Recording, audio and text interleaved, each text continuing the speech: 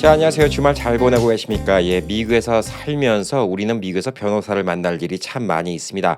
가급적 살면서 웬만하면 변호사는 만날 일이 없는 것이 가장 최선책이라고 생각합니다. 그만큼 송사는 누구한테나 다 큰 스트레스로 다가오게 됩니다.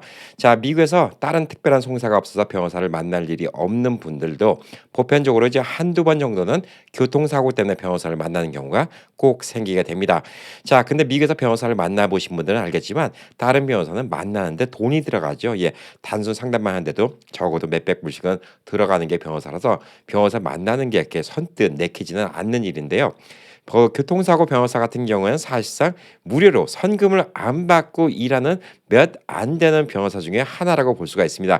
물론 모든 케이스가 그렇다는 건 아니고요. 보편적으로 교통사고가 났다 그러면 무료 상담이라는 것을 내세우는 변호사 사무실도 많고 변호사 사무실의 문턱이 그만큼 낮은 것도 사실입니다.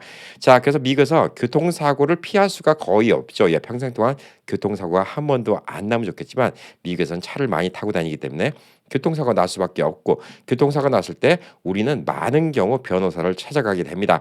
자, 이럴 경우 과연 변호사를 찾아가는 게 이득일까요? 아닐까요? 예, 그리고 변호사들은 왜 다른 변호사들은 선금을 먼저 받으려고 하는데 교통사고 변호사들은 왜 선금을 안 받고도 이렇게 착하게 우리를 도와줄까요? 오늘은 교통사고의 프로세스에 대한 모든 것을 좀 알려드리도록 하겠습니다. 그러므로 인해서 우리가 어떤 경우에 교통사고 변호사를 선임해야 되고 또 선임을 안 해야 되고 또 어떤 식으로 일이 들어가는지를 알게 되면 우리가 어떤 식으로 준비해야 되는지 이런 거에 대한 대비를 좀 할 수가 있습니다.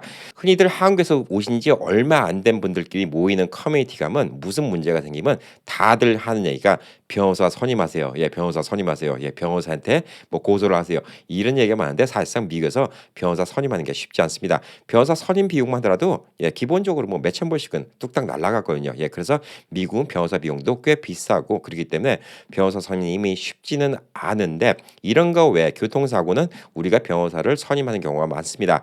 자, 한국 분들이 많이 사시는 지역에 보면 제일 많은 변호사가 교통사고 변호사, 그다음에 이민법 변호사라고 이렇게 볼 수가 있습니다. 사실 제 친구가 이제 변호사 사무장으로 꽤 오랫동안 일했었어요. 예, 그리고 또 친구 중에서 바디샵을 하는 친구도 있었고 그래서 이 부분의 생리에 대해서는 제가 좀 잘 알고 있는 편이긴 합니다.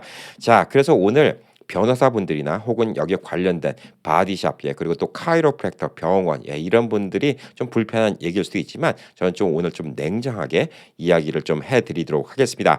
자, 우선 변호사를 선임하는 게 좋을까요? 아닐까요?라고 여러분께서 물어보신다면 저는 미국에서 이제 한 37년째 사는 뭐 경험으로 얘기해 드리면 예, 변호사 선임하는 게 대다수의 경우는 낫습니다라고 이야기를 해드리고 있습니다. 첫 번째 이유는요, 예, 변호사를 선임하면 제가 신경 쓸 일이 별로 없다는 것이죠. 예, 제가 시간적으로 절약이 많이 된다는 게 가장 좋은 점인데 몇몇 경우에는 변호사를 선임 안 하고 직접적으로 해결하는 게 더 간단한 경우도 있습니다.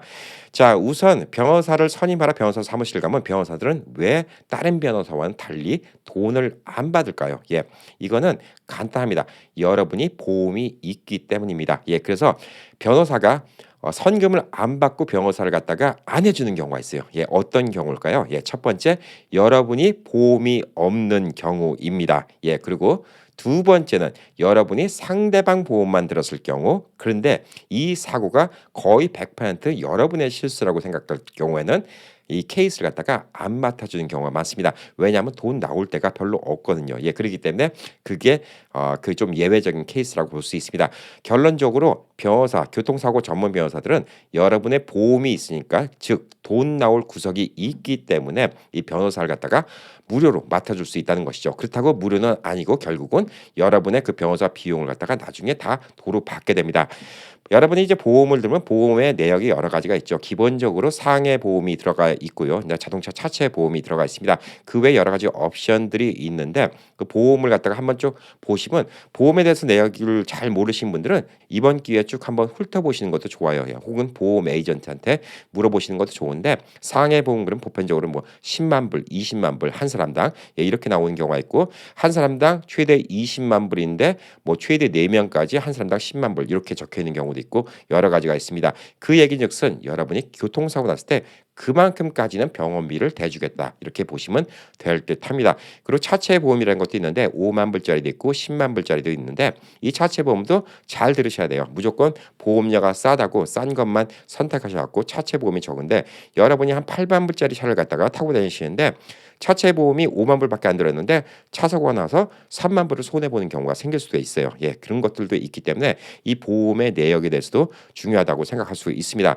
특히나 이제 일반적인 자동차보다는 리스 자동차의 경우에는 보험 그 한도액을 갖다가 더 높게 요구하는 경우가 많이 있기 때문에 리스 자동차 같은 경우에는 별 큰 문제가 없습니다. 거기에 맞춰서 보험을 들어드리니까. 하지만 보편적으로 본인이 직접 구입한 차라든가 혹은 중고차를 구입해서 보험을 들었을 때는 좀 싸게 이렇게 부탁을 하실 경우에 에이전트가 좀 여러분 갖다 좀 도와드리겠다는 생각이 있으면 설명을 주시는데 에이전트 분들도 귀찮으면 그냥 이렇게 하면 쌉니다 하고 제일 싼 거 보험만 들어갔고 나중에 좀 교통사고 났을 때 낭패를 보실 수도 있습니다.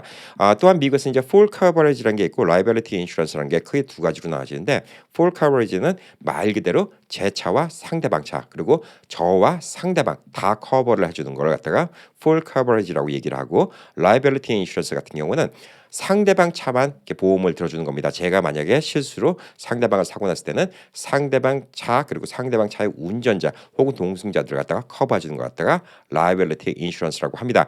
캘리포니아 같은 경우는 벌써 몇십 년 전부터 의무적으로 liability insurance가 법제로 되어 있습니다. 그래서 여러분이 만약에 경찰에 검문 시에 보험을 갖다 제출을 못하고 liability insurance가 없으면 운전면허를 박탈당할 수도 있고 그다음에 또 벌금을 낼 수도 있고 이러기 때문에 캘리포니아는 무조건 법적으로 liability insurance는 최소한도 들 수 있게 됩니다.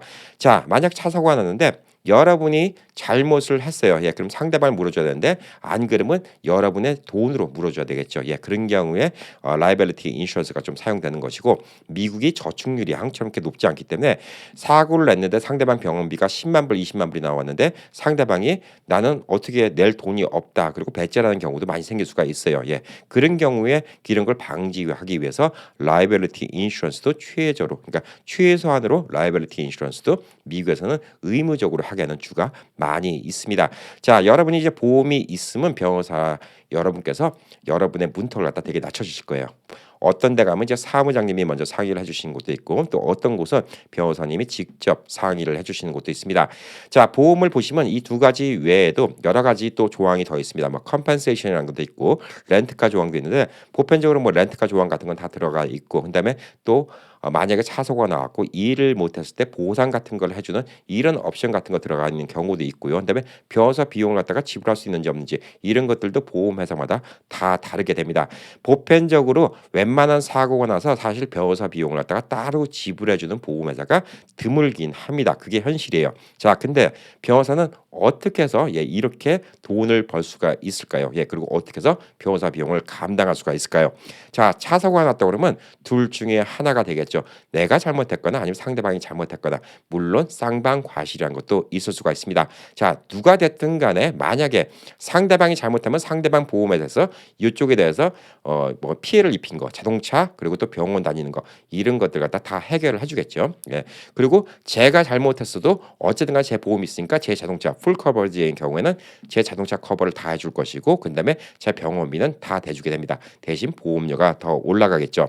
자, 근데 여러분들이 어떤 케이스가 돈 받을 수 있는 이런 케이스라면 변호사님이 일을 해주시는데 상대방이 뺑소니예요.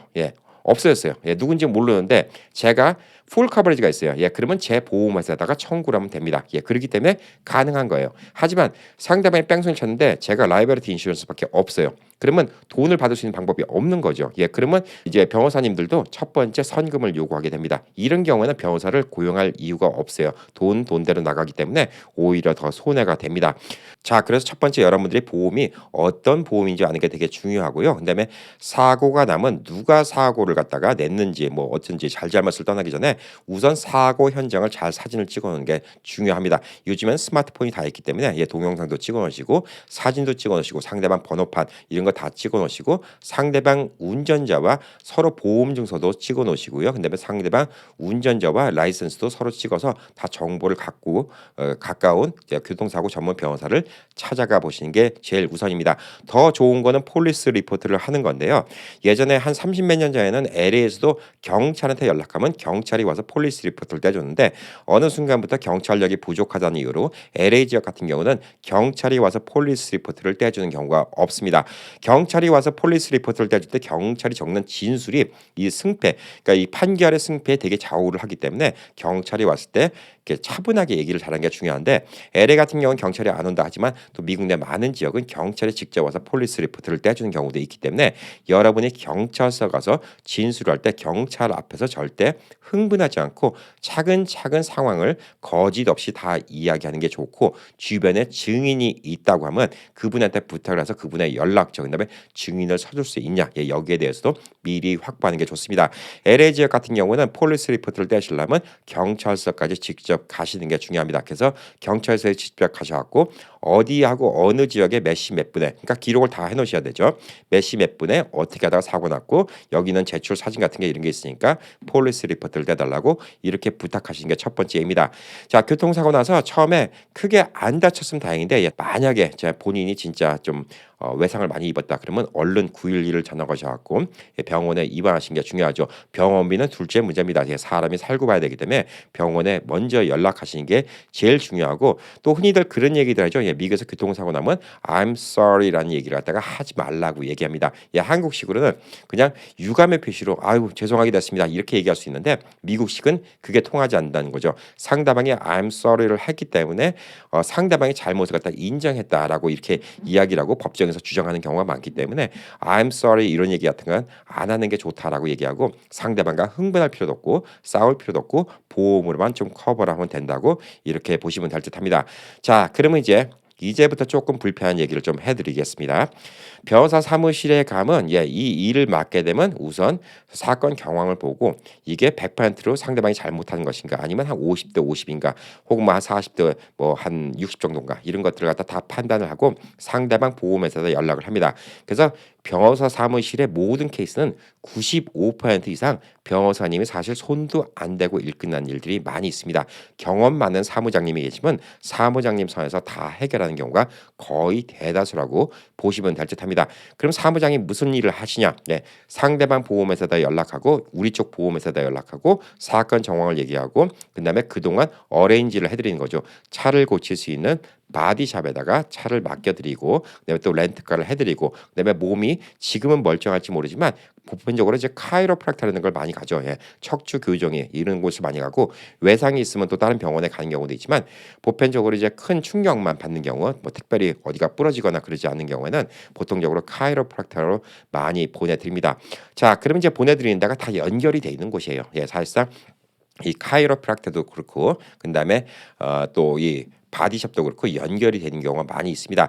자, 바디샵 같은 경우에 차를 갖다 고치는데 차 고치는 견적이 10,000불이 나왔어요. 그럼 10,000불이 남았으면 바디샵에도 예를 들어서 5천이면 5천, 3천이면 3천 이렇게 남겠죠. 그럼 그 남는 돈의 일부를 변호사 사무실에다가 알선료 정도로 또 드릴 수가 있는 거예요. 그러니까 이건 사실상 불법도 아니고 사실 이런 식으로 커넥션이 되는 거죠. 그리고 병원의 카이로프락터 같은 경우도 마찬가지입니다. 병원 같은 경우는 사실 또 원가 들어갈 게 별로 없잖아요. 그렇기 때문에 병원비의 꽤 대다수는 또 변호사 사무실에 이렇게 나눠드리게 됩니다. 이런 식으로 해갖고 이렇게 받은 돈을 갖다가 일부는 변호사 비용을 쓰고 또 일부 또 광고하신 분들은 보상금을 받아들입니다라고 얘기하는데 보상금이 따로 나온 케이스도 있지만 아까 말씀드린 것처럼 컴펜세이션에 대한 다른 보험이 있지 않는 이상은 일을 못 나가는 것에 대해서 하루에 얼마씩 쳐준다 이런 식으로 컴펜세이션 보험은 없는 분들이 많거든요. 그래서 결국은 이 교통사고 나신 분한테도 2,000불씩 드리겠습니다. 이런 식으로 하는 것들이 사실 여기서 남은 돈을 갖다가 이렇게 내서 거꾸로 하는 경우가 많이 있습니다. 자동차 사고는 자동차 사고 난 거에 비례하기 때문에 사실상 돈을 받을 수 있는데 어느 정도 한계가 있어요. 예를 들어서 자동차 사고가 고치는 견적이 10,000불이 나왔는데 20,000불, 30,000불 청구할 수는 없거든요. 왜냐하면 보험회사도 바보가 아니기 때문에 어프레이저라는 사람들이 와서 이쪽에서 우선 청구를 하죠. 에스티메이트를 뗍니다. 자동차 그 바디샵에서 얘 고치는데 15,000불이 들어갑니다. 그리고 보내면 변호사 사무실에서 그걸 받아서 보험회사에다 보내면 보험회사에서 어프레이저가 나오게 됩니다. 그럼 어프레이저 나와서 실질적으로 차가 그만큼 고장 났는지 안 고장 났는지 이게 이만큼 돈이 들어갈 것인지 아닐 건지 갖고 15,000불을 허가해주겠다 안 허가해주겠다 이렇게 결정을 내게 됩니다. 자, 15,000불을 갖다가 허가 휴가를 내주면 그 15,000불을 받고 바디샵은 그 차를 고쳐주는 거예요. 그러면 바디샵 입장에서는 최대한도 어프레이즈를 많이 받는 게 좋겠죠. 그래서 일부 비양심적인 바디샵 같은 경우에는 오히려 차를 갖다가 더 때려 부시는 경우도 있고요. 차 사고 난 것보다. 그리고 또 차에서 안에 있는 뭐 부품 같은 거 갖다가 일부 다른 부품을 갈아갖고 일부러 더 고장난 것처럼 이렇게 이야기하는 이런 비양심적인 업소들도 예전에는 좀 많이 있었습니다.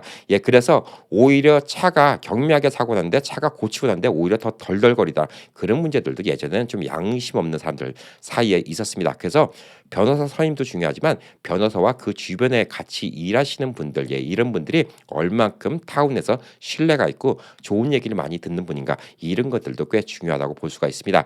자, 그래서 원래대로 하면 사실 바디샵은 내가 원하는 데 가도 되는데 우리가 바디샵까지 정하고 이런 것도 불편하죠. 그렇기 때문에 변호사님이 설정해 주신 이 바디샵 몇 군데 중에 한 군데를 가서 그렇게 어프레이션을 받는 경우가 많이 있습니다.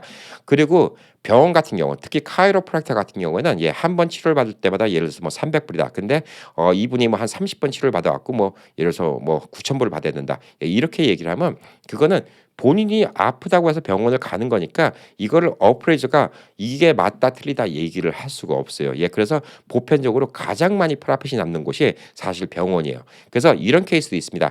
여러분이 차를 갖다가 그 길에 뭐 파킹랏 혹은 길에다 세웠는데 누가 와서 들이받았어요. 그래서 그 순간 그걸 봤어요. 그래서 상대방이 양심적으로 미안하다. 그래서 보험 증선이 뭐 다 보여주고 다 했는데 안 타고 있었어요. 이런 경우에 변호사님이 이 일을 안 맡아주는 경우도 있습니다. 왜냐? 사람이 안 탔으니까 상해로 신청할 수 있는 돈의 한계가 있어요. 신청을 할 수가 없죠. 한계가 있는 게 아니라.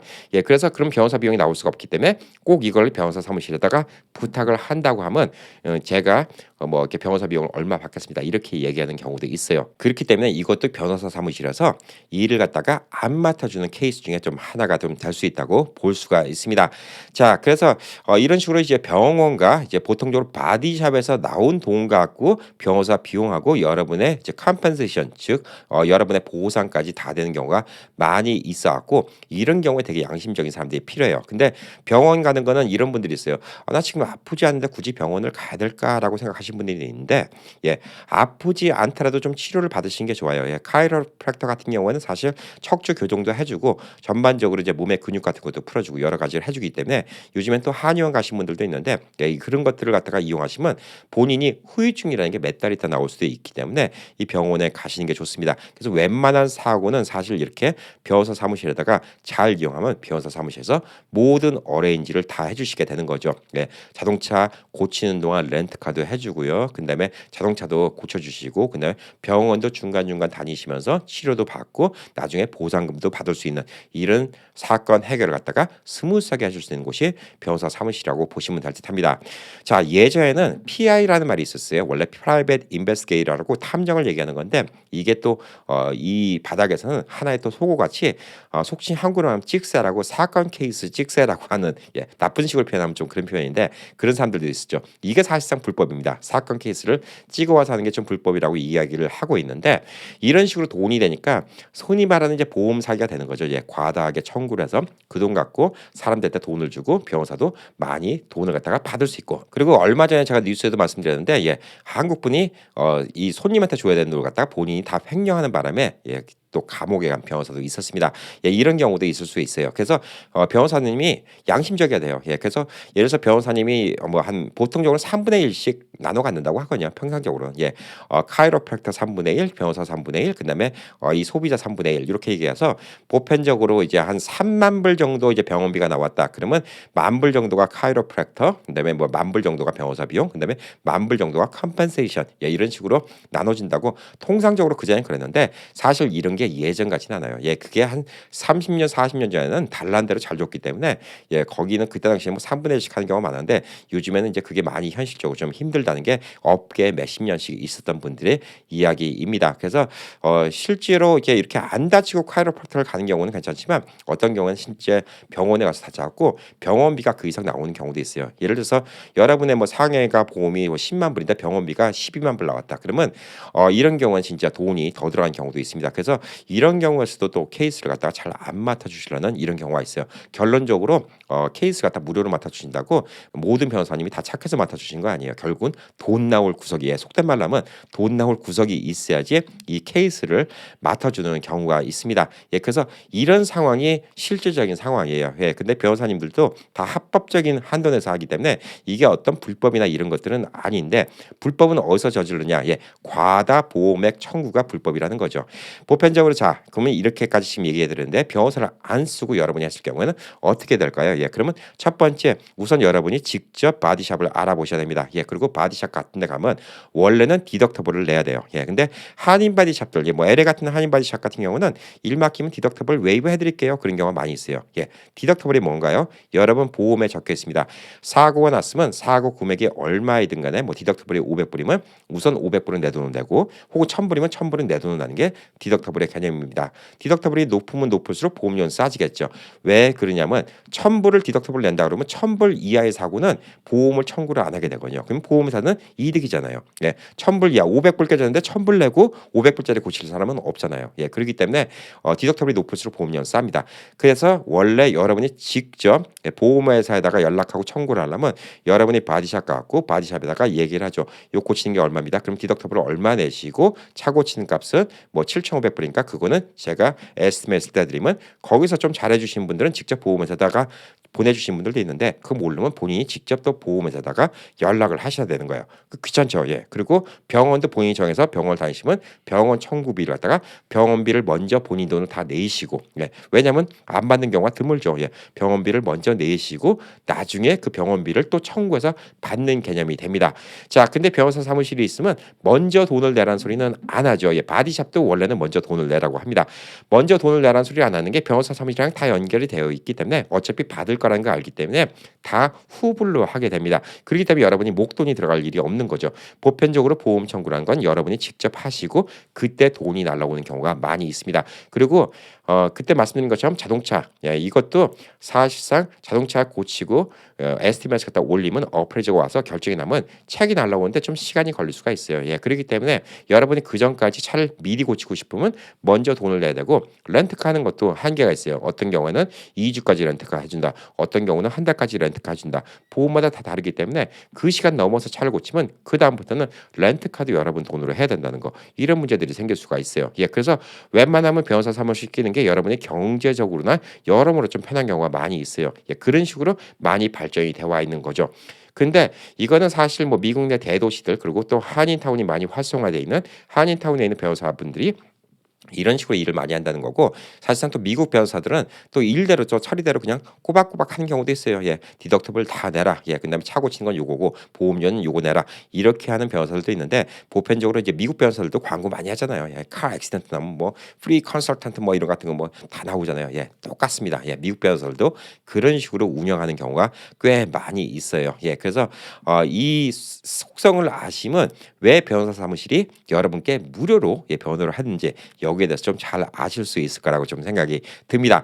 자, 그러면 이제 변호사 사무실을 이용 안 하고 직접적으로 우리가 보험 클레임을 해야 되는 경우가 몇 가지가 있죠. 예, 아까 말씀드린 것처럼 본인이 차에 안 탔는데 차가 상해만 생겼어요. 예, 그러면 이제 보험회사랑 연락을 하셔갖고 보험회사랑 좀 상의를 하시면 거기에 대해서 아까 말씀드린 것처럼 차를 고치고 여기서 돈을 받아갖고 이렇게 해준 경우가 있고 한인 바디샵 같은 경우에는 보험이 있다고 그러면 보험회사에서 돈 받아갖고 해결해 드린다는 경우도 있고요. 그다음에 디덕터블도 웨이브 해드린다는 경우가 있습니다. 디덕터블 웨이브를 해드리는 거는 사실 말이 안 되는데 본인 프라핏에서 그만큼 깎아주겠다는 거죠. 예, 손님의 차를 갖다 고치면 뭐 한 8,000불 정도가 나오는데 우리가 한 5,000불 정도가 들어가는데 3,000불 프라핏인데 손님 디덕터블이 1,000불이니까 우리가 1,000불을 손님한테 거꾸로 돌려드리겠습니다. 우리가 2,000불만 마진을 보겠습니다. 그만큼 경쟁이 심하니까 손님을 끌고 오는 어떤 호객 행위라고 좀 볼 수가 있습니다. 그래서 그런 것들은 미리 그 바디샵이랑 좀 몇 군데 물어보시면 좋습니다. 그런 경우에 변호사 사무실에서 일을 안 맡아주기 때문에 그렇게 하시는 게 좋고요. 그리고 이제 상대방이 뺑소니를 쳤어요. 예, 그럼 당연히 그거 갖다가 카 리포트를 하시고 이것도 뺑소니를 쳤는데 제가 다친 게 별로 없었고 나는 그냥 내 차만 고치면 돼. 이렇게 생각하시는 분들은 변호사 사무실을 안 가셔도 됩니다. 자, 그래서 사회적으로는 이 변호사 사무실을 이용 안 하면 변호사 이렇게 사무실 비용 같은 거 이런 게 안 나가기 때문에 보험료가 적게 나가고 보험료도 안 올라가는 게 이게 정석인데 사실상 너도 나도 다 그렇게 클레임을 하기 때문에 보험료가 많이 올라갈 수밖에 없는 경우가 있습니다. 자, 그리고 이제 또 어떤 경우가 있냐면 차를 갖다가 사고 났는데 차 사고가 너무 크게 났어요. 그래서 차 중고 시세보다 차 가격이 고치는 가격이 더 나오는 경우가 있어요. 중고 시세는 이 차가 이제 한 4만 불밖에 안 되는데 이 차를 다 고치려면 5만 불이 들어가요. 예, 그러면 보험회사에서 이 차를 갖다가 셀베지라고 얘기합니다. 예, 셀베지라고 해서 이 차를 갖다가 고쳐주지 않고 중고 시세작 값만 줘버려요. 예, 이 차가 이제 뭐 블루북 프라이스 기준으로 중고 시세가 4만 불이니까 4만 불을 당신한테 체크를 주고 이 차는 폐차를 시키겠다라고 얘기를 하는 경우가 있습니다. 자, 그럼 그 폐차를 갖다 폐차장에 보내는데 그 차를 갖다 또 사서 고치는 사람도 있어요. 예, 싼 부품으로 고쳐갖고 뭐 실질적으로 제대로 고치면 5만 불이 들어가 있지만 한 3만 불 정도에 뭐 들여서 고친다든가 2만 불 정도에 들여서 고쳐갖고 그 차를 살리는 경우가 있는데 그런 경우는 벌써 보험회사에서 셀베지라고 타이틀을 줬기 때문에 핑크 슬립이라고 얘기하죠. 예, 자동차 레지스트레이션. 예, 거기도 셀베지 타이틀이 붙게 됩니다. 여러분들이 혹시 중고차 사실 때 셀베지가 뭔지 궁금하신 분들인데 그런 게 셀베지예요. 예, 그래서 셀베지 자동차는 안 사시는 게 좋아요. 왜냐하면 원래 제대로 고치면 그 차 중고 시세보다 더 비싸기 때문에 제대로 고친 게 아니라 그 차 시세보다 좀 싸게 하기 위해서 싸구려 부품을 써갖고 고친 차가 셀베지 차량이라고 이렇게 좀 보시면 될 듯합니다. 자, 그래서 보편적으로 이제 여러분이 보험회사에서 연락 연결시켜서 해결한 경우도 있어요. 자, 그럼 이제 보험회사에다가 얘기를 하죠. 상대방이랑 사고가 났는데 상대방 보험을 이렇게 받았는데 내가 이렇게 사고가 났는데 나는 아까 말한 것처럼 차를 갖다 고치고 이걸 해야 된다. 그러면 보험회사들이 상대방 보험회사랑 서로 이야기를 하게 됩니다. 자, 이야기했는데 보험회사들은 사실상 이제 월급쟁이고 일을 갖다 열심히 안 해요. 예, 100% 누가 봐도 예, 이쪽에서 잘못했다 혹은 저쪽에서 잘못했다 그러면 저쪽 보험회사에서 100%다 물어주는 경우가 있는데 보편적으로 보험회사도 가전은 개판이라고 같은 동업종이기 때문에 이게 애매모호하면 그래 니들 과실은 니들이 하고 우리 과실은 우리가 커버하고 이렇게 끝내자 이런 경우가 대다수라고 좀 보시면 돼요. 예, 그런 경우에 무슨 문제가 생기죠? 예, 재보험료가 올라가게 됩니다. 100% 상대방 과실이면 재보험료가 안 올라가요.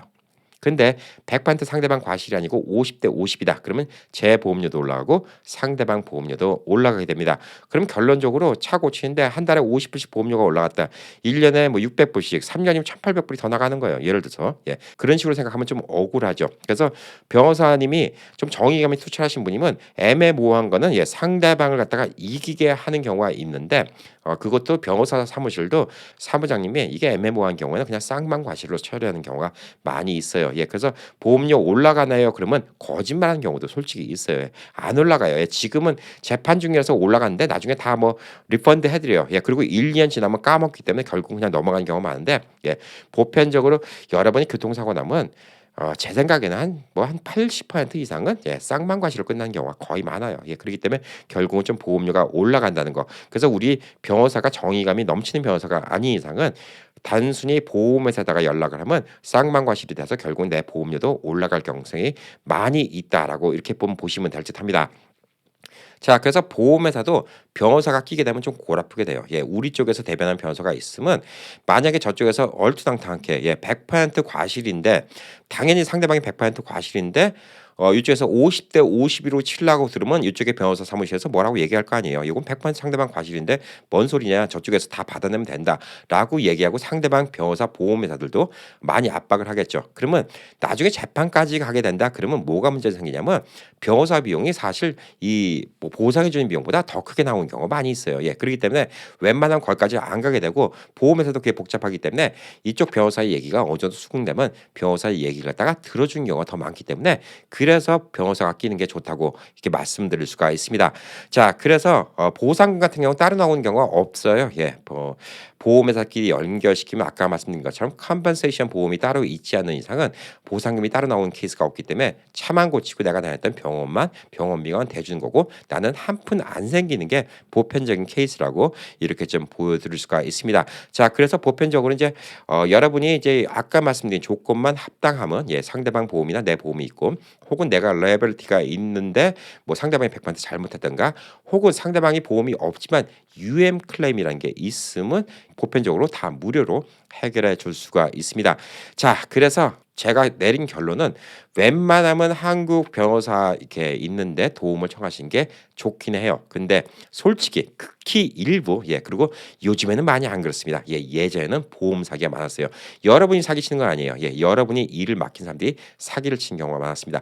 과다한 의료비 청구로 돈을 떼먹는다든가, 그리고 여러분한테 3분의 1을 주겠다고 심지어 그렇게까지 얘기를 해놓고 그걸 갖다가 사기치는 경우도 있는 경우도 있고요. 그다음에 여러분의 컴펜세이션 책을 받으면 그걸 또 3분의 1씩 나누는 경우도 있고, 여러 가지 그런 경우들이 많이 있어요. 그래서 이 변호사는 신뢰할 수 있는 변호사, 사람들한테 평이 좋은 변호사, 그리고 다른 사람들 일 처리를 어떻게 하는 변호사, 이런 변호사를 잘 찾아서 일을 갖다 부탁드리면 여러분이 교통사고 나서도 그렇게 큰 스트레스를 받지 않고, 그다음에 또 여러분이 좀 입은 충격, 그날 교통사고로 인한 트라우마, 이런 거에 대한 어느 정도의 보상도 받을 수 있고 여러분의 차도 깔끔하게 고칠 수 있지 않나, 이렇게 좀 생각이 들고 있습니다.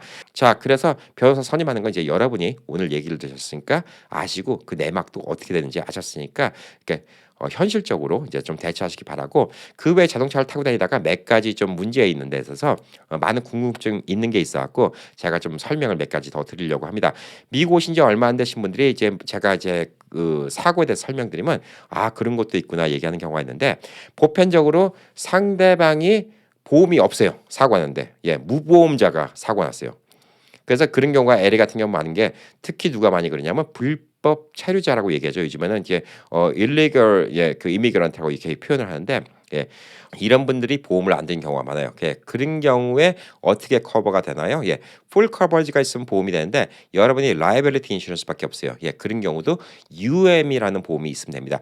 liability insurance를 한 경우는 UM을 들어놓으신 게 좋아요. 그리고 uninsured motorized vehicle이라는 뜻인데, 상대방이 보험이 안 들었을 때는 커버를 해주는 이런 보험입니다.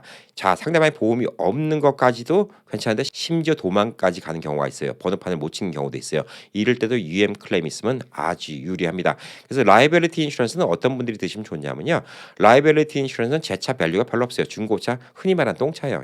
5,000불, 10,000불짜리 차라서 이런 거는 뭐 중고차니까 뭐 사고 나도 폐차시켜도 상관없지, 이런 경우에 드시면 되고요. 그다음에 또 여러분이 이제 보험이 있어야 돼요. 의료보험. 내가 뭐 회사 다니는 의료보험이 있는 경우는 교통사고 나서 병원을 가도 다 커버가 되기 때문에 그런 경우에 이제 뭐 라이빌리티 인슈런스만 드는 경우가 있는데, 어린 학생들이 이제 그런 경우 많이 있죠. 어린 학생들이 보험료가 너무 비싸기 때문에 자녀들한테 중고차를 사고 라이빌리티 인슈런스를 들어주는 경우가 있는데, 꼭 UM 클레임 보험은 옵션은 꼭 넣으시기 바랍니다. 그래야지 만에 하나 사고가 났어도 무슨 문제가 생기고, 자녀가 대학생이다 그러면 학교 다니면서 의료보험 들어주는 경우가 많이 있어요. 그렇기 때문에 의료보험이 있을 경우에 라이빌리티 인슈런스를 들어주시는 게 좋습니다. 의료보험이 없는데 우리의 자녀가 만약에 사고 났는데 병원 갔는데, 물론 미국에서 먼저 고쳐주기는 합니다만 병원비가 나중에 뭐 몇십만 불 청구된다.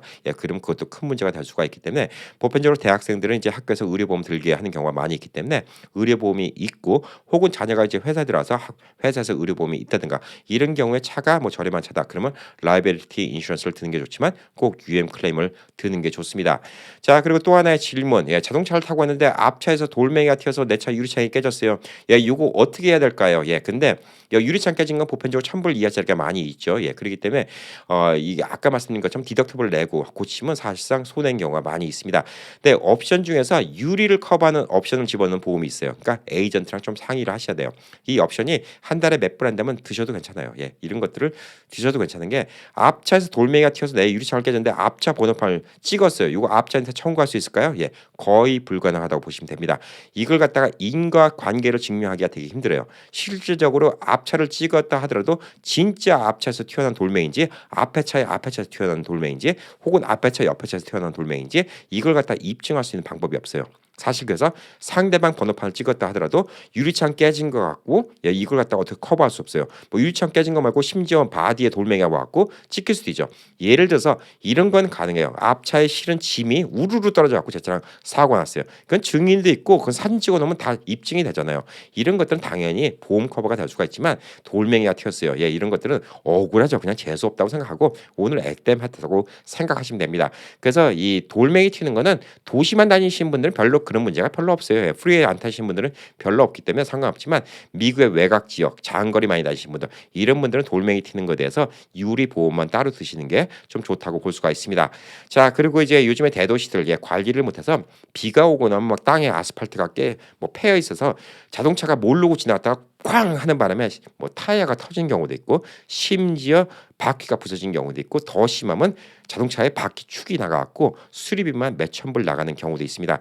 자, 이런 경우에 대다수의 도시들은 사고 난 장소, 그다음에 사고 난 케이스, 어느 웅덩이에 빠졌는지 어떻게 사고 났는지 이걸 다 사진을 찍어 놓으시고 시에다가 클레임을 하시면 됩니다. 그럼 웬만하면 시에서 그걸 보상해 주는 경우가 많이 있어요. 이럴 경우에는 먼저 고쳐놓고 시에다 클레임을 하시고 시에서 얘기가 없을 경우에는 본인 보험으로 이렇게 신청을 하시면 됩니다. 아니면 본인 보험이 있으면 본인 보험에다 신청하시면 거기서 또 시에다 신청하는 경우가 많이 있기 때문에 이런 경우도 이제 억울해 하실 필요가 없어요.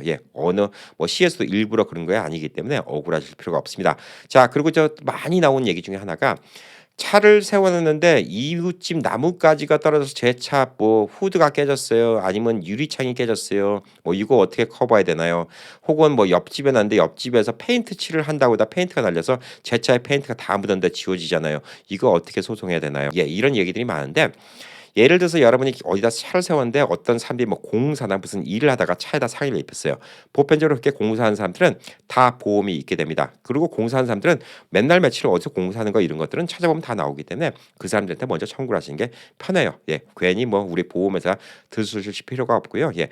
내가 이거 이번에 이렇게 문제가 생겼는데 이거 다 사진 찍어가는데 얘들한테 이렇게 이번에 고치는 거 다 물어보니까 얼마 2천 몇 번, 2천 얼마 뭐 나오더라. 이런 식으로 나오니까 이걸 갖다가 니들이 내줬으면 좋겠다. 그리고 디덕터블도 1,000불이니까 그거까지 니들이 다 내줬으면 좋겠다. 이렇게 신청하면 상대방 보험사에서 커버해 주는 경우가 많이 있죠. 근데 상대방이 배째라 하고 나온다. 그럼 어떻게 될까요? 그때 또 보험회사다가 연락을 하면 됩니다. 자, 바람이 많이 불었어요. 나무가 쓰러졌어요. 그래서 내 차를 갖다가 다 때려부셨어요. 이런 경우에 보편적으로 어떻게 될까요? 그 나무가 있는 프로퍼리가 있죠. 예를 들어서 뭐 어떤 단지면 단지 프로퍼리가 있고 누구 집이면 누구 집 프로퍼리가 있는데 그 단지 혹은 길에 있으면 그 시에서 그게 있는데 보편적으로 나무가 쓰러져서 커버되는 거는 집 보험으로 커버가 안 되는 경우가 많이 있어요. 상대방 집에 있는 나무가 쓰러졌다. 그러면 상대방 집 커버를 하면 되는데 상대방 집 커버로 안 되는 경우가 많이 있어요. 그래서 이런 경우는 어떻게 될까요? 보험을 신청해야 되는데 왜 집 커버로 안 되냐 하면 천재지변은 포함이 안 된다는 이런 조항이 있는 경우가 많이 있어요. 그래서 시 같은 경우도 천재지변이기 때문에 이걸 커버 안 해주는 경우가 많이 있어요. 하지만 여러분의 자동차 회사는 커버를 해주는 경우가 거의 대다수라고 보시면 됩니다. 웬만한 자동차 회사는 다 커버가 되는데 이것도 확실히 하려면 에이전트랑 얘기를 해보시고 확실히 알아보시는 게 좋습니다. 자, 보험 드는 거는 크게 두 가지가 있어요. 여러분 직접 가입하신 경우가 있고요. 그다음에 에이전트를 통해서 가입하신 경우가 있는데 에이전트를 통하면 조금 더 비쌀 수도 있고요. 아닌 경우도 있습니다. 에이전트도 어떤 회사에 속하는 에이전트가 있어요. 뭐 스테이트팜이라든가 뭐 이런 회사에 속하는 에이전트는 그 여러분 직접 가서 보험 드시는 금액이나 에이전트를 통해서 보험 드시는 금액이나 똑같은 경우가 많이 있어요. 그 대신 그분은 회사에서 돈을 받는 경우가 있는 거죠. 그래서 그런 데 일하시는 한국분들도 많이 계시니까 그런 분들을 통해서 이렇게 도움 받아가면서 이 보험도 차근차근 잘 드시는 게 좋아요. 그래서 이런 부분, 천재지변에 대한 부분 이런 같은 것도 잘 알아보셔야 돼요. 특히 뭐 홍수가 많이 난다든가 뭐 이런 지역에 사신 분들은 그런 것도 좀 알아보셔야 되고요. 그다음에 많은 분들이 헷갈려 하시는 부분이 있어요. 제 차를 제 친구가 타고 가다가 사고가 났어요. 그런 경우에 제 차 커버를 어떻게 하나요? 라고 얘기를 하잖아요. 보편적으로 어떻게 되냐면요. 친구분도 운전하시면서 보험이 있을 거 아니에요. 보편적으로 이 보험이라는 건 운전자한테 들어주는 거기 때문에 물론 차도 커버가 됩니다만 운전자한테 들어주는 거기 때문에 그 친구의 보험으로 이쪽 보험회사가 청구를 하게 되는 거죠. 그거는 100% 이런 경우야말로 100%예요. 100%그 친구 보험회사에서 다 물어주게 돼 있어요. 그렇기 때문에 이런 경우에 뭐 50대 50으로 하자 그래갖고 제 보험료가 올라간다? 이건 절대 말이 안 되는 거죠. 또 이런 경우가 있어요. 라이센스 땄는데 아직 차가 없는 자녀가 제 차를 갖다 빌려 탔는데 운전하다 사고 났어요. 이런 경우에 어떻게 되죠? 제 아이의 보험을 갖다 제 차에다 집어넣으려니까 너무 보험료가 비싸서 안 집어넣는데 이 아이가 사고를 했어요. 이런 경우 어떻게 됩니까? 보편적인 보험들은 남이 그 보험자가 사고를 냈어도 커버를 해줍니다. 예, 보편적인 보험은 그래요. 안 그런 보험이 있을 수가 있어요. 이것도 에이전트랑 확인을 해보셔야 됩니다.